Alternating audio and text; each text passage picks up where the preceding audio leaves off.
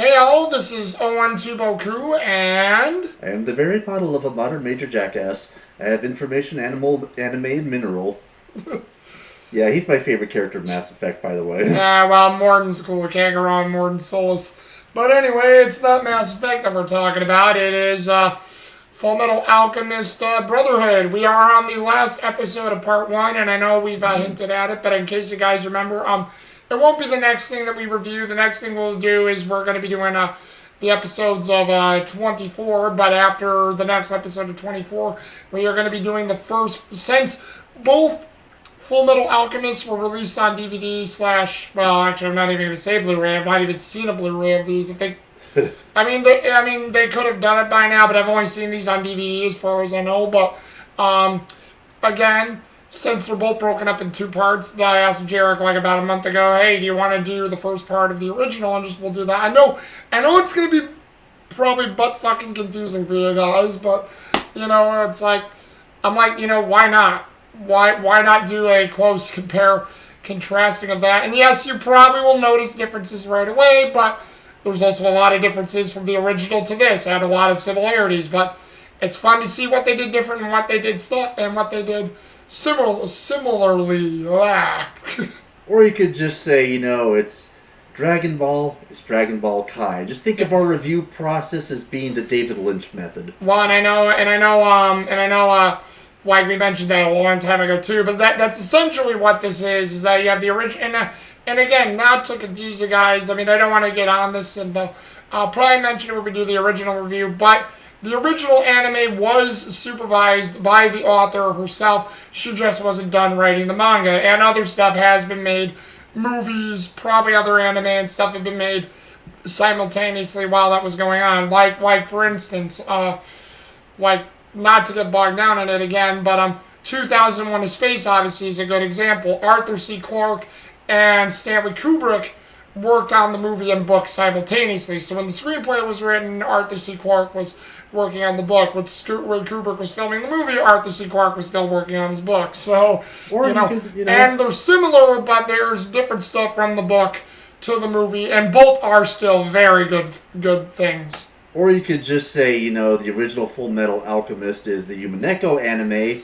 This, on the other hand, would be the light novel. Yeah, and again, as Jared pointed out, there still is a lot of good characterization and drama. There's just something about the first anime that, because I think it was really, they wanted to focus on the journey a bit more than, getting to the boom, boom, boom, let's move the plot along. And I sort of like that because the journey and the plot and the original sort of go hand in hand, where the Elrics learn about alchemy, the dangers of it, like why we need to be responsible when we use it, how far is going too far, did we do the right thing, how did we screw up, how are we learning, are we invincible, are we not? So you get that in here, but you can tell in here, it's more to the manga, the OVA, and it's way more action-oriented. Not that the first one didn't have action, but you can tell they really put a lot of stock in the action scenes. And hey, you know how you mentioned we can't find the the Blu-rays for this? Like I said, I don't know if they were released.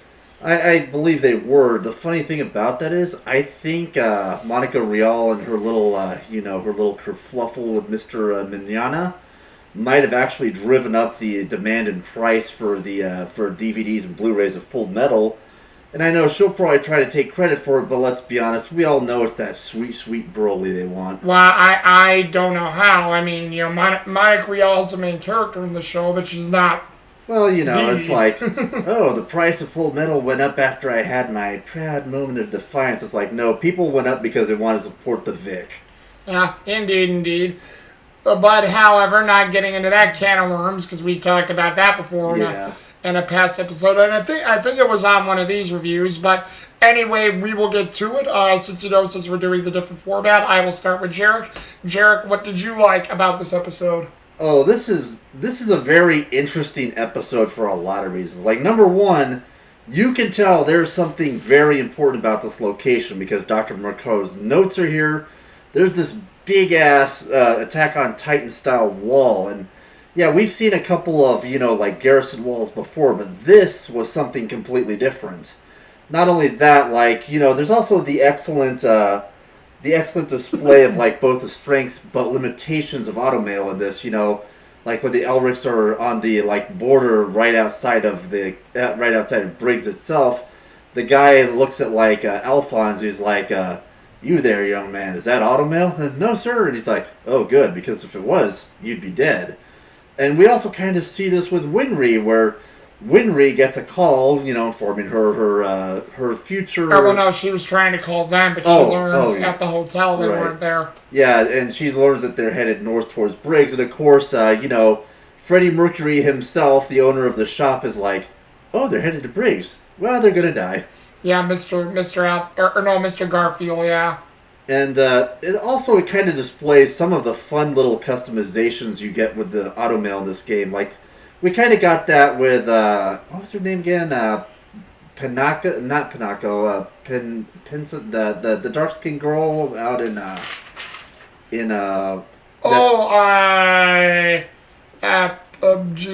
been a long time. Panini or something like that. Panini, yeah, that's what it was. Panini. Yeah, I mean, we've already seen, like, there's, fun little custom mods for these things, which kind of, really reminds me of, like, Deus Ex or Cyberpunk, but, like, we also see some of the limitations, because when I heard, like, the guy say, "Oh, you're probably, good it's not automail, you'd probably die out there," it made me realize, wait a minute, they're heading north. It's the cold. The cold is going to jam up the gears and whatnot of the automail. And sure enough, Edward learns this the hard way when he meets the subordinate of Mrs. Armstrong. Captain Buccaneer. Who's got that really amazing, like claw, chainsaw, arm thing. It's just fucking... it's the kind of dumb, ridiculous shit you'd expect in, like, a mecha anime, but... Mm-hmm. It's kind of fun, and it's like I'm not even going to complain about how impractical of a weapon it would be, because it's just too cool.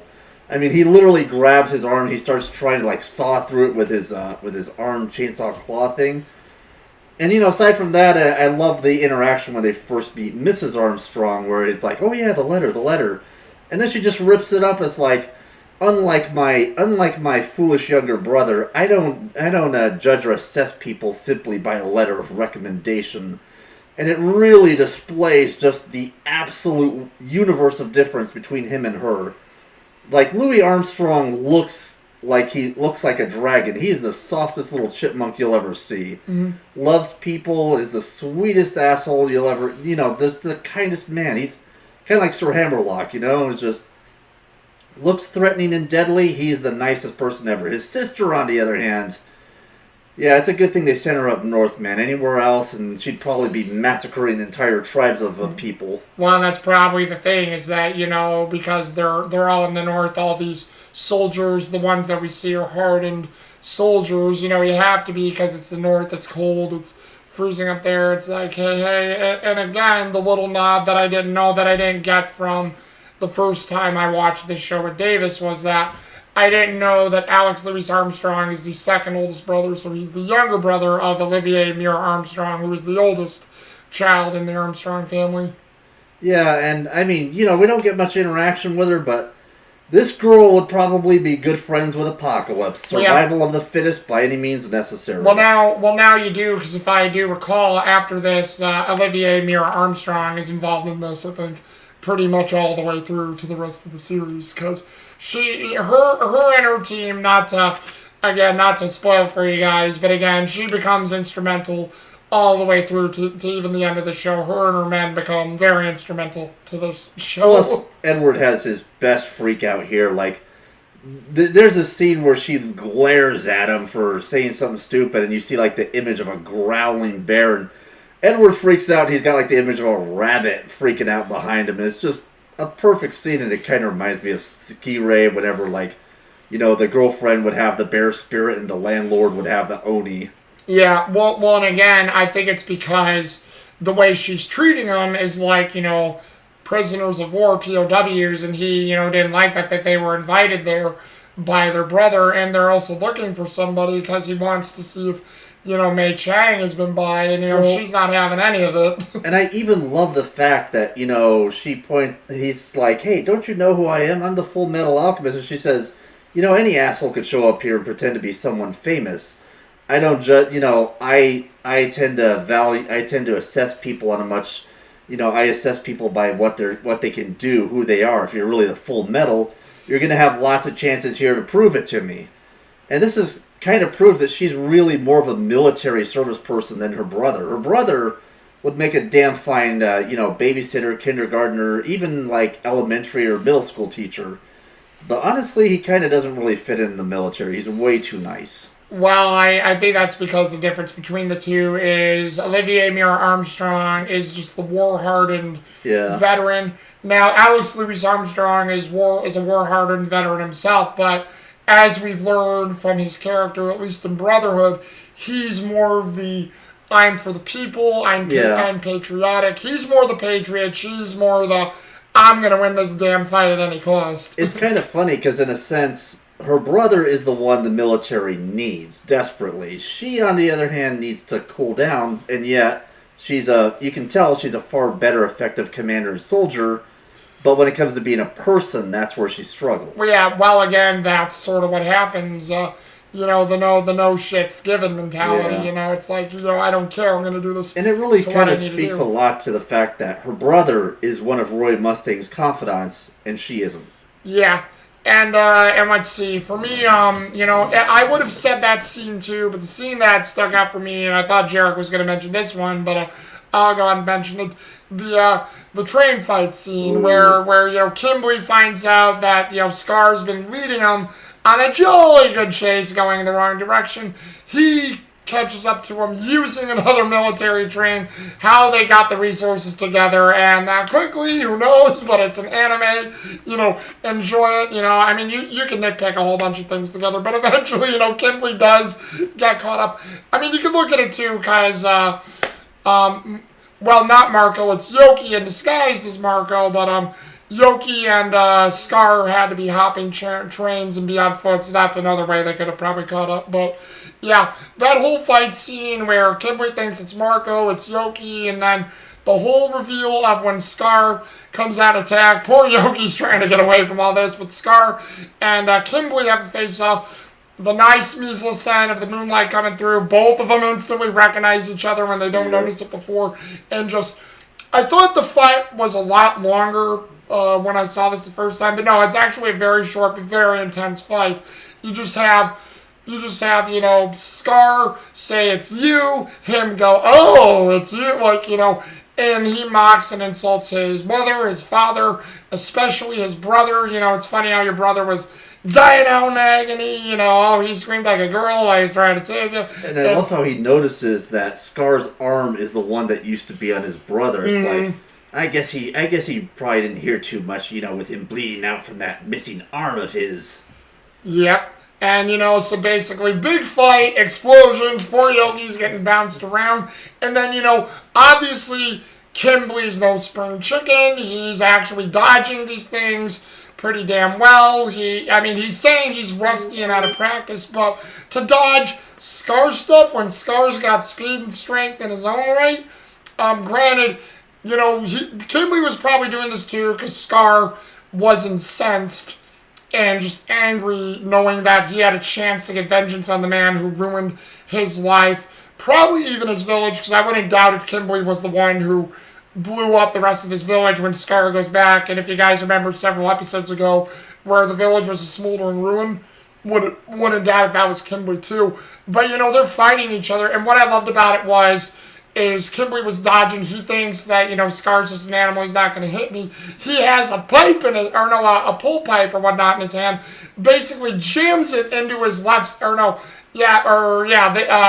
this side here, which is this is the left side, his left side abdomen, and basically skewers him on the other part of the train. Scar's getting ready to finish him off. Kimberly plays, the smart move to where he uses his alchemy of destruction to decouple the train from it, and Scar, it's really good in Japanese where he goes, Kimberly, and just like lets out a harrowing scream, but both me and Jarek said what J. Michael Tatum did was better because it was more of a frustration, like I had him and he got away, he's like, Kimberly, like that, and we actually like that better because you would be more frustrated and pissed off and not just, Scar being animalistic in Japanese and just losing his shit like that works because, I had him and just like, but, I like how for him it's like, I had him and it's just like, not as played out, but just as effective, and we thought it was both a little better. Not to take away from,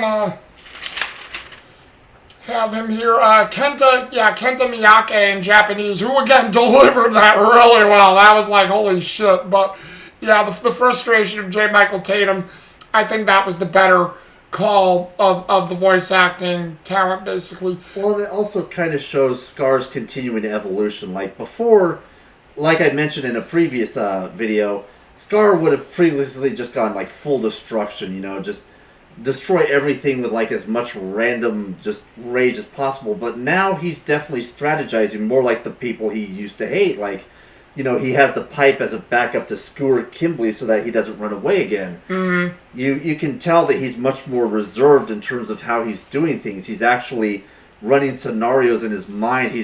Because he knows, Kimberly and him both know each other. He knows that Kimberly's, a snake in the grass. He's going to do whatever he can to cause as much damage and get away with it.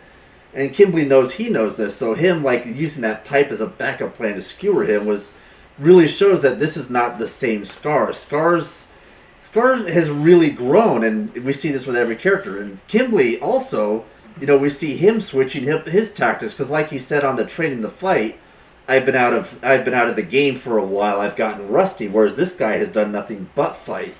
And that's probably the most upsetting thing to me is knowing that they had him in prison, but he was only in. Again, where I like the original more, to where they, not to ruin it for you guys if you haven't seen the original, but in the original, Kimberly was supposed to be originally made into a sacrifice for the Philosopher's Stone.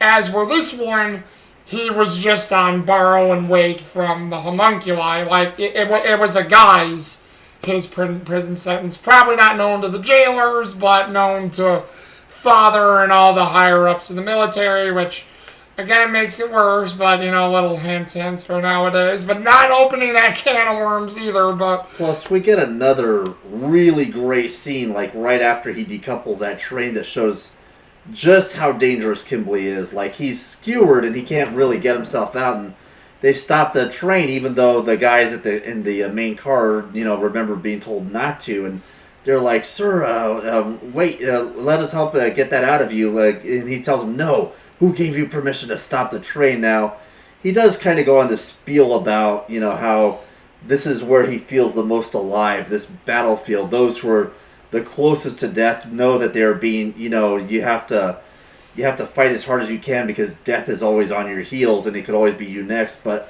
the interesting thing is there's also kind of a secondary reason he doesn't tell them to do it, because if they did pull that out of him, number one, he would hemorrhage to death. Yeah. And if they put him somewhere warm, he would hemorrhage faster. Since they're going north, in the far cold north, the cold will actually slow down his circulation and help the blood to coagulate and close the wounds.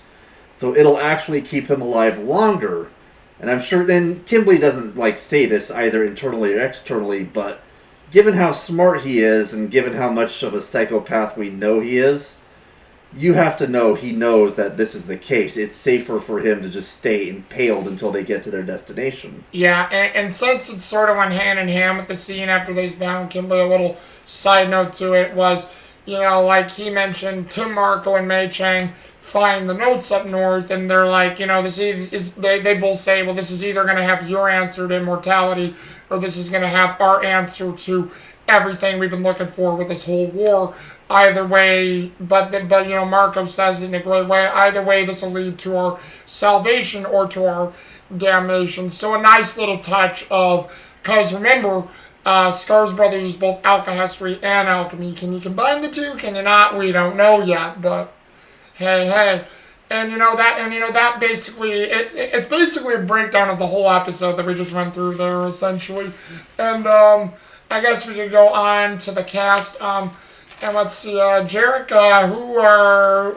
well, actually, let me start off since I know I always help you with that, so I'll start off with the cast list again. Mm-hmm. I have to say, everybody was great in this. Everybody was great again. I did not hate a single role, even the supporting cast who, the additional voices they had were great and can't hate on anybody. I know I mentioned this to you, Jarek, when we watched this, but I have to give it to, again, Kimberly, Eric Vale, Hiroyuki Yoshino, and Scar, J. Michael Tatum, Kenta Miyake, because their whole reveal, the fight scenes, how they acted it, the whole after spiel that Jarek just went over with Kimberly, both really great performances between both actors. And again, and nothing against Hiroyuki Yoshino, Kenta Miyake, but again, you guys can hate us because we do enjoy. I mean, and we've admitted there's been a few times where the Japanese voice has been better than the English, but we really enjoy the English acting over the Japanese. But we respect both and can enjoy both, which is why, as we tell you, we watch these in both. And that's why I like it, because you give respect to both the original voice acting and what we use for itself. Because come on, people can shit on dub all the time, but it's not as bad as the dubs we get in some live action, Hong Kong kung fu movies or Japanese martial arts movies. Because let's face it, some of those are bad, and I'll make a big point of it. Bruce Lee's The Big Boss. Holy crap, did that have some cringe-worthy inducing English dubbing, but... Well, I mean, dude, look at the voice acting in Street Fighter from time to time. But then again, when we actually watched that movie in its original dub of Mandarin, one of the actual Asian Chinese score, because where we had a nice, upbeat, actiony theme from the 70s. Da, da, da, da, da, da, da, da, da. It's like, what was one of the thing when Bruce Lee was going into action?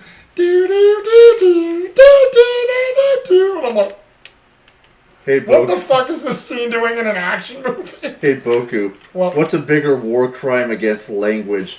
Watching Bruce Lee movies dubbed in English or watching Black Butler dubbed in Japanese? Well, I don't know. I've not watched that like that. We'll probably have to go back and do that when we review Black Butler. But we'll find out, because you never know. Maybe I won't hate the Japanese thing, just like how whenever I get Ragnarok. I mean, they're good voice actors, but just imagine somebody calling you my lord in Japanese when it's 1800s Europe, Well, yeah. Here's the thing, too. Just like with dub, I want to get the Ragnarok anime at some point. I know everybody says, oh, don't watch a dub, it's horrible. I'm like, I'll be the judge of how bad it is, because I've heard some bad whoppers. One of them that I do enjoy, that I think was good dubbed in parts, and sorry if it's tangent, but good dubbed in parts and bad in parts, was Virus Buster Surge. Great anime. Dub was not the best, but it's had some good moments. But yeah, there's some cringe-inducing dub. You want to see weaponized dub cringe? Watch Kanazuki no Miko in English, because two of the main actors, oh my god. I love Himiko Kusagawa. I love her boyfriend, but good lord, Chikane was the only one who knocked it out of the park. Well, again, we could go even worse. We could even mention Harmony Gold's Dragon Ball dub, which was pretty damn bad. No. Don't make me go full Broly with that. Well, there you go. Well, getting back on topic, who is yours for characters, Jarek? Since I can't argue against your choices, I'm just going to add a little to that and say... Okay. That I prefer the English on this because it, again, highlights Scar's growth, rather than the primordial scream we got with, like, the Japanese when Kimberly got away. Miyake, yep. We get the more, reserved, it's like, I had him and I accidentally goofed. It's really, again, the voice acting is so good for highlighting just the personal growth everybody's been going through. And Scar, again, you see him going from this almost bloodthirsty berserker to this almost more refined warrior monk. He's not quite back to where he was before the war, but you can see he's slowly making that progress. Yeah. And Kimberly, good lord, Trunks, you are a scary dude. Well, again, it's essentially just a accentuated evil Trunks, because it's basically Trunks' voice. You can hear it. I mean, I thought it was a difference, but it's basically evil Trunks, because... You know what Kimberly is? What? Kimberly is Trunks if he was raised by Frieza. Yeah, that's how you can look at it. And what's going to be interesting about this, and I don't mean to take it on the tangent again, but what's going to be interesting is when we'll probably do some compare and contrasting of the different voices that they chose throughout Brotherhood in this. Because again, J. Michael Tatum is good, but there was something about Damian Clark's Scar that made him gruff, reserved, but yet a dangerous individual. J. Michael Tatum has that too, but you can tell where he took like the personal vendetta side and just Yeah, this has become one of my favorite animes. Oh yeah. And let's see here. So that's our characters. Final thoughts. Was a great episode. I will admit now, interesting to stop it here. But again, when we get to part 2 and where it is, I believe everything ramps up just like that. Like, it goes there. So I guess it was a good choice to stop it there, but at the same time, yeah, everything just ramps up. You know, these go to 11. So it was a great episode to basically show that there's a lot more going on, that they're trying to find it. What's alchemy and alchemy going to do? Is it going to work against Father? Is it not? You know, so it leaves a lot of stuff up in the air, and it goes, oh my God, what's this Olivia Mira Armstrong going to do? She definitely means business. So, and you know, Scar, knowing he had, and what's Scar gonna find, and what's he gonna learn when he reaches Mei Chang and Tim Marco, and you know, it's just like all the doors lead to the same place. Like I said, at this moment, all roads lead to north. And you know, since we haven't gotten to see her fight yet, I'm just filled with anticipation to see if she's got the same style of beautiful, graceful alchemy as her brother, Alexander Louise Armstrong. Yeah, well, and if I remember, I think she does know it, but I don't know how much she uses it, because if I remember, that sword she has, she uses that, I think, a lot more from what I can recall, and I think she's, yeah, don't fuck with Olivia Mira Armstrong. That's how I'm going to put it. Don't fuck with her. Again, she would make a great wife for Fear King Bradley. And then remember, guys, she will come back in it too, because I said since this is the end, I'll add a little bit of things. Remember some of the characters we've not seen in a while. Haven't seen Greed for a couple episodes, and Greed is still there with, what the heck's his name again? I can only remember Todd Habercorn, but that's the actor. That's not the... Ling Yao. Ling Yao, thank you. Ling Yao, we haven't seen him in a while. We have not seen Izumi Curtis or her husband Sig in a while. Not since Edward got on the phone with her to tell her about, did your child really come back or did you bury someone else? Because she does come back again. At least I don't think it ends there with that character. I think she comes back as well. And remember, we've not seen anyone, and we've seen Mustang, and we've seen Hawkeye, but we've not seen anyone of their group for the last couple episodes too, since they were split up. Plus, there's a bit more character development and interaction between I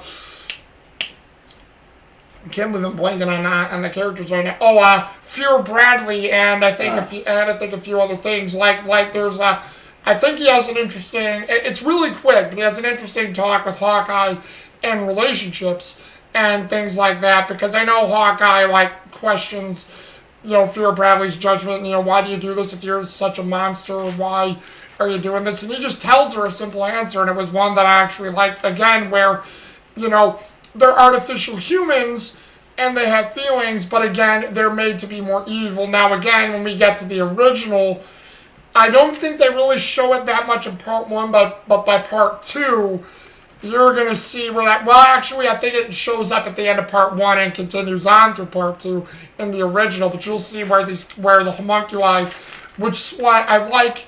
In the original, they were based off real people. You didn't know who you were going to get. Or you could have got that person you were trying to bring back, but they weren't the same. Again, it goes back to that whole thing of when you try to bring back the dead, are they going to be the same person you brought back? Is the soul going to be there?